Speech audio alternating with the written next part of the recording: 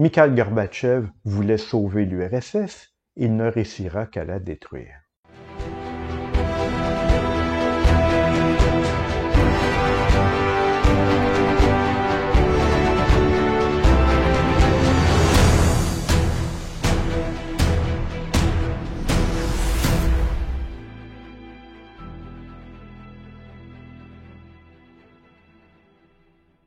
Bonjour chers amateurs d'histoire. On l'a vu précédemment, durant les années 60 et 70, l'Union soviétique semble avoir le vent dans les voiles. Alors, profitant des difficultés américaines, notamment au Vietnam, mais aussi avec le Watergate dans les années 70, l'Union soviétique place ses pions de façon de plus en plus importante, donc dans le tiers-monde notamment.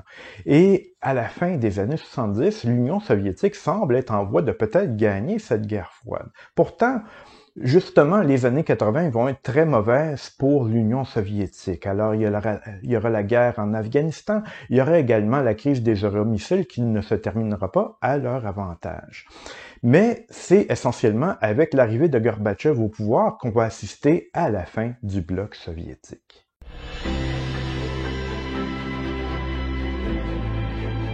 Le fait est qu'au cours des années 80, l'URSS est devenu un pays malade. C'est que des dirigeants malades et vieillissants se succèdent à un rythme accéléré à la tête de l'Union soviétique et ces dirigeants vieillissants sont à l'image d'un pays qui n'en peut plus.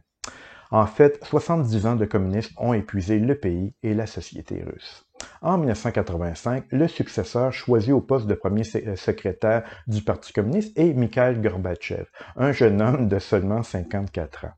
Alors, lorsque Mikhail Gorbatchev est élu secrétaire général du Parti communiste en mars 1985, l'URSS est, en apparence, toujours une superpuissance. Pourtant, Gorbatchev sait bien que le pays va mal et qu'il a besoin de réformes urgentes pour survivre. Et son intention à Gorbatchev est de redresser l'URSS. Et le temps presse. Le bilan des 20 dernières années est catastrophique, de Brejnev à Tchertchenko en gros.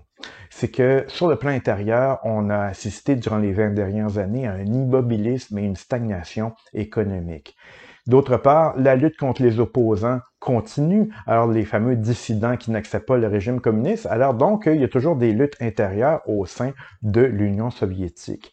Et il y a aussi la persécution religieuse qui frappe tous les cultes et qui amène encore bien des mécontentements au sein de la population. Pour ce qui est de la société qui est privée d'avenir et de liberté, elle est très démotivée et elle sombre dans la passivité. C'est qu'évidemment, le régime communiste ne leur laisse pas beaucoup d'opportunités. Alors donc, de plus en plus, on démissionne du côté de la société. De toute façon, en plus, le niveau de vie reste bas en Union soviétique. On fait la queue en ville devant les magasins vides. Les logements manquent et ils sont trop petits. L'alcoolisme fait également des ravages.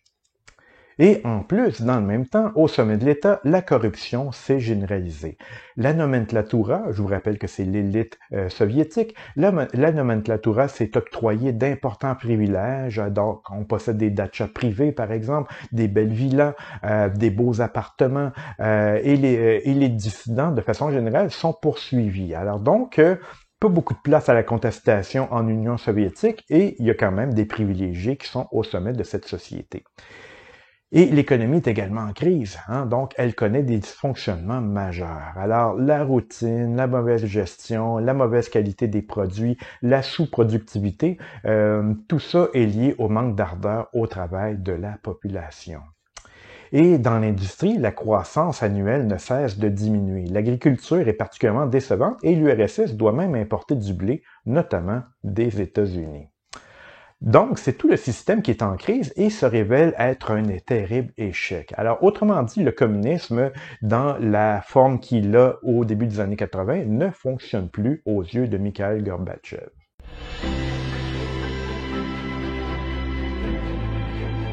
Alors, dès 1986, Gorbatchev engage des réformes radicales pour sauver le pays et le communisme. Il annonce deux concepts extrêmement importants, la perestroïka et la glasnost. Qu'est-ce que la perestroïka? C'est une restructuration qu'on veut faire de l'économie. Et la glasnost, c'est la transparence dans la société. Donc, amener davantage de transparence, davantage de pouvoir aux médias, etc. Alors, l'objectif de Gorbatchev est clair, c'est qu'il veut redresser l'URSS et sauver le communisme. C'est pas autre chose, en fait. Il veut pas transformer l'Union soviétique en monde capitaliste. Telle n'est pas son intention. Mais pour sauver l'URSS, il veut secouer la léthargie des Soviétiques pour les encourager à participer davantage à la vie politique et à plus s'investir dans leur travail. Mais pour ce faire, il faut leur donner davantage de possibilités. Alors pour remotiver la population, il faut lui donner plus de liberté. Aussi veut-il instaurer plus de liberté politique, c'est ce qu'on appelle la transparence, la glasnost, et plus de liberté économique afin de ressusciter l'innovation et l'esprit d'entreprise en URSS. C'est ce qu'on appelle la restructuration, donc la perestroïka. Et c'est dans cet ordre d'idée que Gorbatchev va procéder à de nombreuses réformes, notamment les suivantes. C'est qu'il va procéder à une forte réduction des dépenses militaires. Il faut savoir qu'à cette époque-là, la défense de l'Union soviétique représentait à peu près 20% et plus du PNB. Alors l'URSS, qui était 3 fois moins riche que les États-Unis, dépensait autant pour sa défense que son rival. Alors elle ne peut plus tenir ce rythme à l'époque de Gorbatchev. D'autre part, on va procéder aussi à des réformes économiques plus ouvertes pour dynamiser la production. Et on va entreprendre également des réformes politiques considérables. Alors, on supprime la censure, on rétablit la liberté de parole et on encourage le rétablissement de la vérité historique. Donc, de bien nobles intentions, évidemment. Cela dit, en voulant transformer les structures en place depuis Staline, grâce à l'appui d'une société que ses prédécesseurs ont voulu passive, Gorbatchev prend à cette époque-là un risque considérable. En fait, Gorbatchev va voir se multiplier des difficultés auxquelles il n'avait pas pensé. Très vite, les difficultés économiques vont submerger les réformateurs. Et malgré tous ces efforts de Gorbatchev, l'économie soviétique continue de se détériorer. Le ravitaillement n'arrive plus dans les villes, le marché noir est florissant, et les prix flambent, donc l'inflation est galopante, le salaire moyen est en chute libre par la même occasion. Alors les réformes n'ont abouti qu'à renforcer la pénurie en désorganisant les vieilles structures sans les remplacer par de nouvelles. Bref, ça va mal. Et cette situation va engendrer des mécontentements et des grèves qui sont maintenant possibles grâce à la glasnost, grâce à la transparence.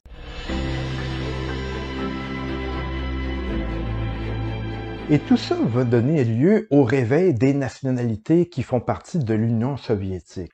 Alors, rappelons-nous que l'URSS est une fédération complexe composée d'un grand nombre de républiques et de nationalités, des nationalités très diverses. Et il faut se rappeler aussi qu'elles ont été brimées et opprimées pendant toutes les années passées et toutes les décennies depuis l'époque de Staline et même de Lénine. Et donc, avec l'affaiblissement du pouvoir central à Moscou et avec la perestroïka, ces nationalités se font de nouveau entendre un peu partout. Donc, on sent un peu d'espoir dans chacune des nationalités, dans chacun des peuples opprimés pendant longtemps par l'Union soviétique.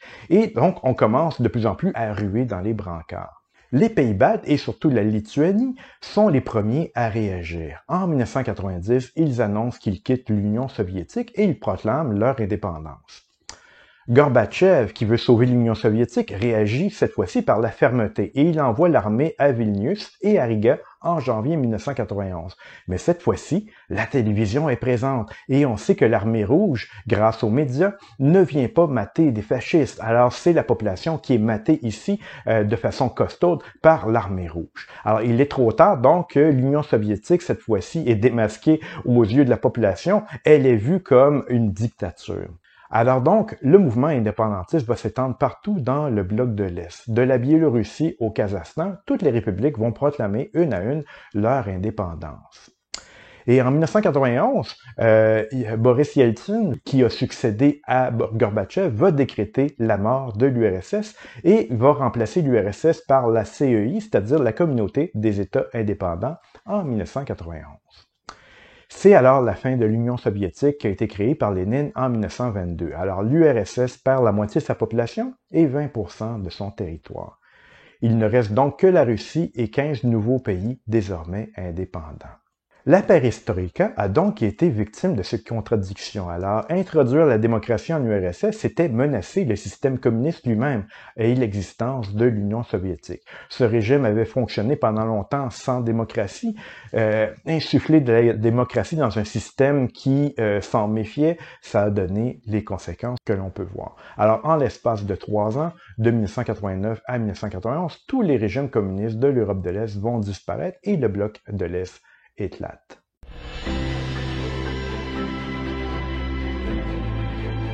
C'est à cette occasion-là, justement, que le mur de Berlin va finir par s'effondrer. Il devient de plus en plus inutile dans un monde où le communisme est en train d'éclater. Donc, en 1989, on assiste à la chute du mur de Berlin, après de longues années d'attente. Et en décembre 1989, donc un mois après la chute du mur de Berlin, George Bush et Gorbatchev proclament officiellement la fin de la guerre froide.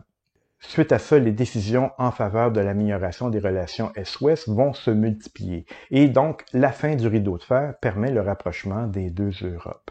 Et en novembre 1990, 34 États, notamment les États-Unis et la Russie, vont ratifier un plan de réduction massive des armements conventionnels, qui comporte notamment la destruction de 100 000 pièces allant des chars aux avions et hélicoptères de combat. Et en 1991, le pacte de Varsovie, qui était le pacte qui unissait l'ensemble des pays communistes, ce pacte de Varsovie est jugé caduc et il est désormais dissous. Et à partir de 1990, l'Europe de l'Ouest s'engage dans la reconstruction de l'Est. Alors, la Banque européenne pour la reconstruction et le développement a pour mission de favoriser les investissements dans les ex-démocraties populaires afin d'accélérer la reconstruction de ces pays. Dès lors, plusieurs pays de l'Est demandent leur adhésion à l'OTAN et à l'Union européenne, notamment la Pologne. Donc, suite à la fin de la guerre froide, l'aube des années 90 semble prometteuse. On se trompait malheureusement.